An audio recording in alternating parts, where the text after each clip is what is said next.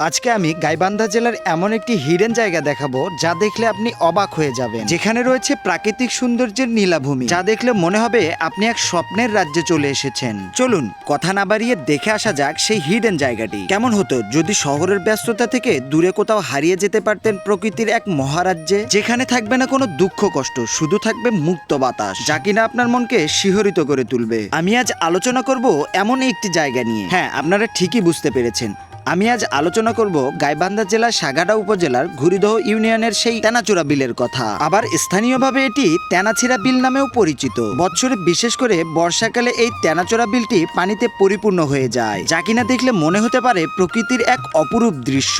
সেই সাথে চারপাশে ফুটে ওঠে গোলাপি পদ্ম ও সাদা শাপলা, চারিদিকে পানিতে থই থই করে এবং মাঝিরা নৌকা নিয়ে মাছ ধরে। অপরূপ সৌন্দর্যের এই বিলের মাঝখান দিয়ে বয়ে চলা পাকা রাস্তার চারিপাশে পদ্ম ও শাপলা ছোট ছোট নৌকা, যা দেখলে মনে হতে পারে আপনি এক প্রাকৃতিক সৌন্দর্যের রাজ্যে ভেসে বেড়াচ্ছেন। দুর্ভাগ্যজনক বিষয়, আমরা যখন গিয়েছিলাম তখন পদ্মা ও শাপলার দেখা পাইনি। আশা করি যারা খুব অল্প দিনের মধ্যেই যাবেন তারা পদ্মা ও শাপলার দেখা পাবেন। শুধু তাই নয়, এই বিলকে কেন্দ্র করে গড়ে ওঠা ছোট ছোট দোকান থেকে আপনি চাইলে দুপুরে কিছু খেয়ে নিতে পারেন। বলে রাখা ভালো, বছরের জুলাই থেকে সেপ্টেম্বর মাসে বর্ষার সময় এই জায়গাটিতে গেলে প্রকৃত প্রাকৃতিক সৌন্দর্য উপভোগ করা যায়। অনেকেই তো আবার এই সময় এই বিলের নাম বলে মিনি কক্সবাজার। এখন আপনারা হয়তোবা ভাবছেন এই জায়গাটিতে কিভাবে যাব এবং কত টাকা খরচ হবে। বাংলাদেশের যে কোনো স্থান থেকে সাগাটা উপজেলার ঘড়িদহ ইউনিয়নে গিয়ে স্থানীয়দের সাহায্য নিয়ে খুব অল্প টাকার মধ্যে ঘুরে আসতে পারবেন প্রকৃতির এই অপরূপ সৌন্দর্যের রাজ্য থেকে। তো দেরি কেন,